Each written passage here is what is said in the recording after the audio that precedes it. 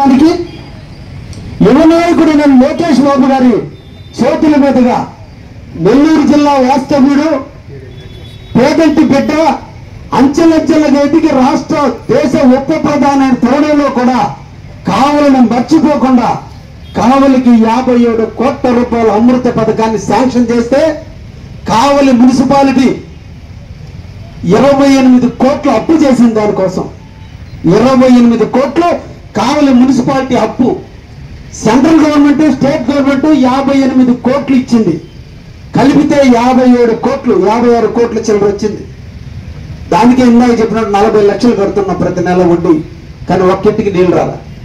ఆ స్తూపాన్ని కూల్చడానికి కారణం ఈ స్తూపం కనిపిస్తే ఈ నిధులు ఏమైపోతాయో ఏమైనా ప్రజలు అనుకుంటారని దీన్ని ఎవరికి గుర్తు రాకుండా చేయాలంటే నా ముందులో కూర్చున్నటువంటి మిత్రులు బస్సు వారి పేరు చెప్పి దుర్మార్గంగా దాన్ని పైలాన్ని పగలగొట్టి పైలాన్ని రూపం మాపారు.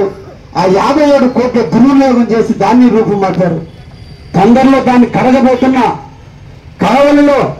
కావలి నడిబొట్టున్నటువంటి ఇంటలెక్చువల్స్ అందరి సమక్షంలో, పత్రికా విలేకరుల సమక్షంలో, కావలిలో ఉన్న సంఘ సేవకర్తల సమక్షంలో అతి తొందరలో ఒక కళ్యాణ మండపంలో 57 కోట్ల నిధులకు సంబంధించిన రికార్డులు తొందరలో బయటపెట్టి వాస్తవాలు ప్రజలకు తెలియజేయబోతున్నా.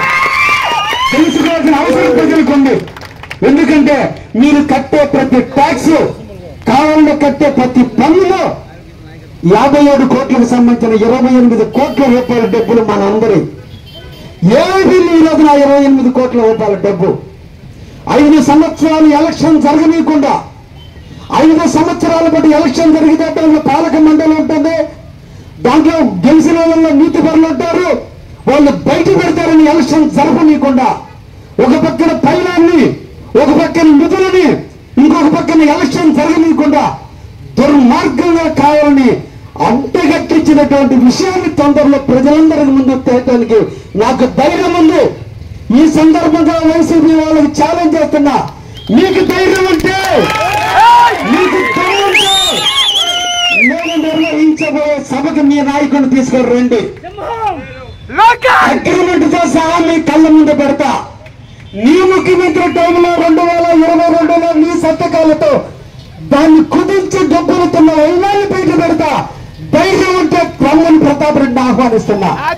ఇదే లోకల్ అంటే ఇది నాన్ లోకల్ పద్ధతి కాదు. పిరికోడలాగా పరిగెత్తడానికి అప్పనొక్క కోలాన్ని కూలిస్తే పరిగెత్తారు. దమ్ముంటే రావాలి. మొన్నటి రోజున ఇరుసుకొని వస్తా పోలీసుల దగ్గరకు అన్నారు. ఇరుసుకొని ఇక్కడ వాళ్ళ కోర్టుకు పోయారు. అది వాళ్ళది మేకపోటు గాంధీర్యం. అటువంటి నాయకులను మనం తరిమి కొట్టాల్సినటువంటి అవసరం కావాలి ప్రజలందరూ కూడా ఉందనే విషయాన్ని కూడా తెలియజేస్తూ, ఎందుకంటే చిరు వ్యాపారస్తులు కులాలకి, మతాలకి, వర్గాలకి కష్టాన్ని నమ్ముకున్న శ్రామికులను మీలో నుంచి విప్లవం రావాలి. ఈ కావలిని బాగు చేసుకోవాల్సిన బాధ్యత మీ అందరి మీద ఉంది.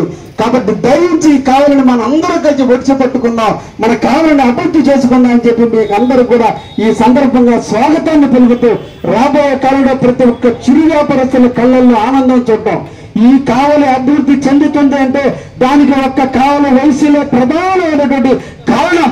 ఎందుకంటే వాళ్ళు జీవనోపాధి ఇస్తున్నారు. నష్టాలు, కష్టాలు, ఇబ్బందులు ఎదుర్కొంటూ కూడా ఈ రోజు దాదాపు 6 నుంచి 8 వేల మందికి ఉద్యోగాలు ఇచ్చి కావలి అభివృద్ధిలో కావలి వయసులో యొక్క ప్రముఖ పాత్ర ఉంది. కాబట్టి వాళ్ళందరికీ వ్యాపారాలు బాగా జరిగేటట్టు చూడాలి. చిరు వ్యాపారస్తులకు వ్యాపారం బాగా జరిగేటట్టుగా చూడాలంటే ఈ కావలి ట్రంక్ రోడ్డు విస్తరణ కార్యక్రమాలు నిర్విఘ్నంగా జరిగిన నాడు ఎంఆర్ఓ ఆఫీసు, ఆర్డీఓ ఆఫీసు, ఆర్ఎండ్బి ఆఫీసు, అదేవిధంగా కోర్టు, ఇవన్నిటి కూడా షాపులు కట్టబోతున్నాం. ఇక్కడైతే కూరగాయల మార్కెట్ ఉందో దాన్ని కూడా ఒక షాపింగ్ మాల్ గా కట్టబోతున్నాం. ఈరోజు కూరగాయల మార్కెట్ కు సంబంధించినటువంటి హోల్సేల్ మార్కెట్ ని